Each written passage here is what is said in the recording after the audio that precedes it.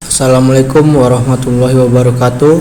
Kami dari kelompok 4 ingin presentasikan materi tentang komunikasi. Kata pengantarnya, dengan terselesaikannya makalah ini diharapkan dapat menjadi suatu bahan pembelajaran yang baik-baik bagi kita semua dalam peningkatan pengetahuan terkait dengan komunikasi. Harapan saya semoga apa yang tertulis di dalamnya memiliki nilai akademis yang dapat menunjang pengetahuan akademis kita. Untuk itu mari kita meningkatkan pengetahuan kita demi terwujudnya bangsa Indonesia yang edukatif. Bab 1, pembahasan 1. Komunikasi face to face.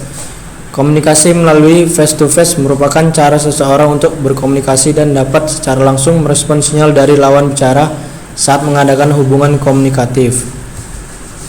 2. Computer Support Cooperation Work atau CSCW.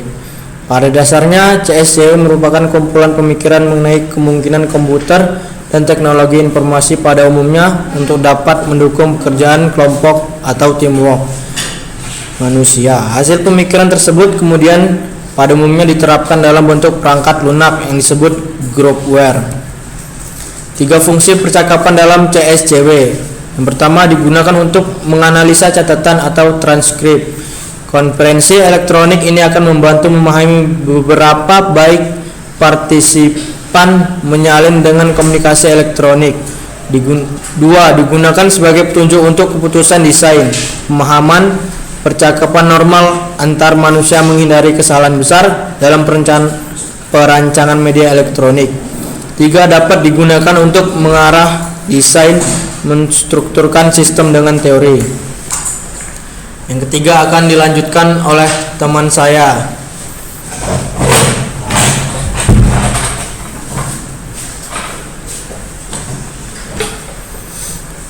Ketiga, struktur percakapan dasar. Interaksi sosial merupakan suatu situasi di mana terjadi sebuah komunikasi yang melibatkan komponen komunikasi. Dalam interaksi sosial terdapat suatu percakapan yang mengandung sebuah informasi yang disampaikan selama proses interaksi berlangsung. Percakapan adalah bentuk kegiatan yang paling mendasar yang dilakukan oleh manusia untuk menjalin hubungan antara satu dengan yang lain. Dengan melakukan percakapan, manusia dapat saling mengungkapkan pikiran dan perasaannya. Juga dapat saling bertukar informasi untuk memenuhi kebutuhannya.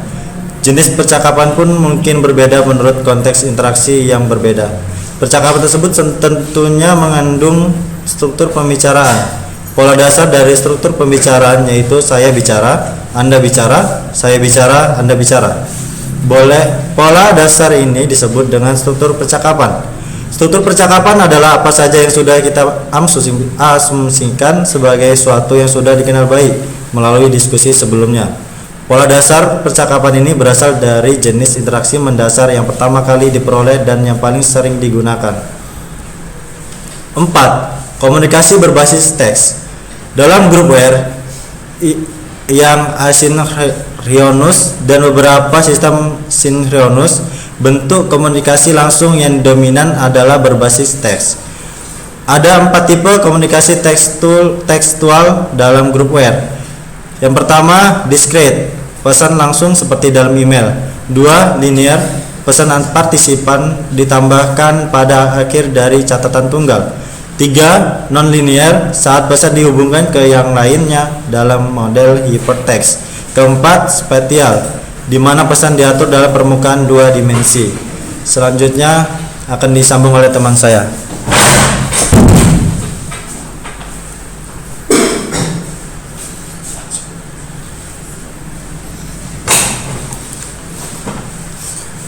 Yang kelima, beberapa masalah yang timbul dalam komunikasi berbasis teks. Bagian yang pertama ialah back channel, yaitu kehilangan back channel dan nada suara serta bahasa tubuh pembicara. Yang kedua, grounding constraint adalah sifat dari channel di mana para pembicara berkomunikasi, yaitu meliputi sebagai berikut. Contemporality, yaitu ucapan didengar setelah diucapkan. B. Simultaneity, yaitu partisipan dapat mengirim dan menerima pada waktu yang bersamaan. Yang C. Sekuensi, yaitu ucapan-ucapan diurutkan. Yang keenam, dinamika kelompok. Dinamika kelompok adalah suatu kelompok yang terdiri dari dua atau lebih individu yang memiliki hubungan psikologis secara jelas antara anggota satu dengan yang lain dan berlangsung dalam situasi yang dialami. Dinamika kelompok berasal dari kata dinamika dan kelompok. Suatu proses pembelajaran untuk mempersiapkan peserta guna mengikuti proses belajar secara individual, kelompok dan menyeluruh yang mengubah diri ke arah positif, baik secara intelektual maupun emosional. Selanjutnya akan dibacakan oleh teman saya.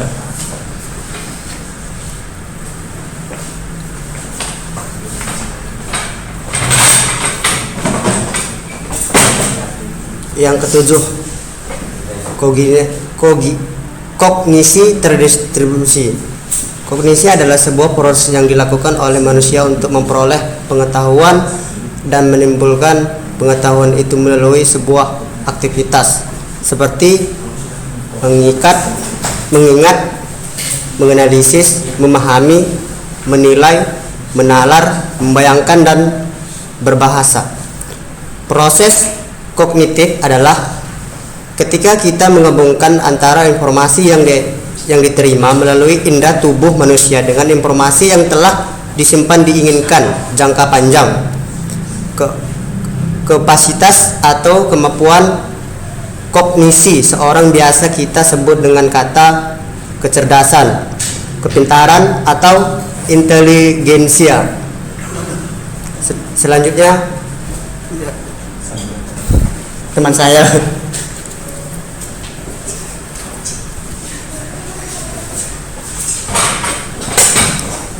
8. Faktor-faktor organisasi. Faktor-faktor yang mempengaruhi struktur organisasi. Banyak faktor-faktor yang mempengaruhi struktur organisasi. Erni 2006 menyatakan ada 4 faktor yang mempengaruhi struktur organisasi, antara lain strategi organisasi. Strategi organisasi dibuat sebagai upaya pencapaian tujuan organisasi. Oleh karena itu, jika struktur organisasi dibentuk sebagai jalan untuk pencapaian tujuan, maka struktur organisasi pun selayaknya sejalan dengan strategi organisasi.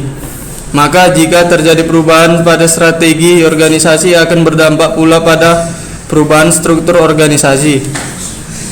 Skala organisasi. Organisasi dapat dibedakan skalanya menurut berbagai faktor, diantaranya adalah dari jumlah penjualan, pangsa pasar, hingga jumlah tenaga kerja. Organisasi yang berskala artinya organisasi tersebut barangkali memiliki berbagai cabang di berbagai daerah dikarenakan pangsa pasarnya yang luas.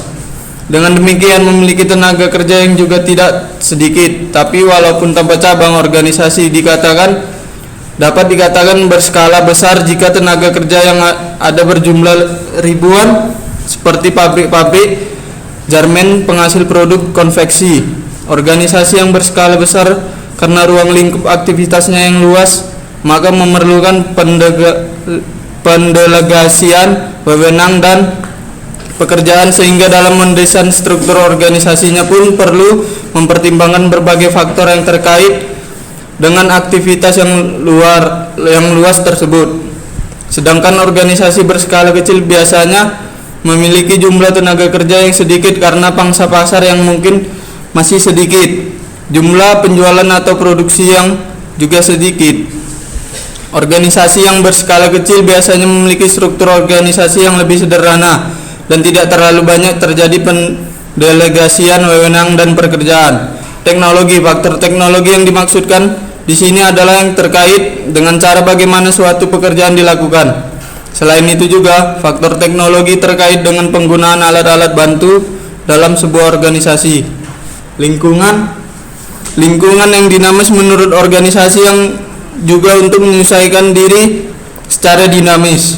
Proses penyesuaian yang dilakukan oleh organisasi juga termasuk dalam penentuan struktur organisasinya.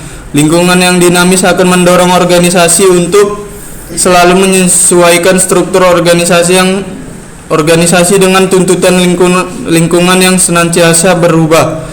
Sebaliknya, lingkungan yang cenderung statis tidak akan terlalu banyak mengubah struktur organisasi. Selanjutnya dilanjuti dengan teman saya.